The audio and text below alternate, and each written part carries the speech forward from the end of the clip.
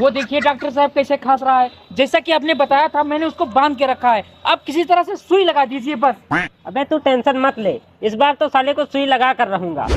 ये मेरे साथ कंपाउंडर है ना, ऐसे ऐसे मरीज को रोज पकड़ता है। चलो भाई। अबे कंपाउंडर पकड़ इसको। इसकी माँ का। हट हट हट। अबे कंपाउंडर पकड़ इसको।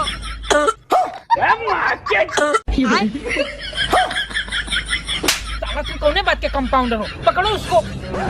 और अभी तो रुको।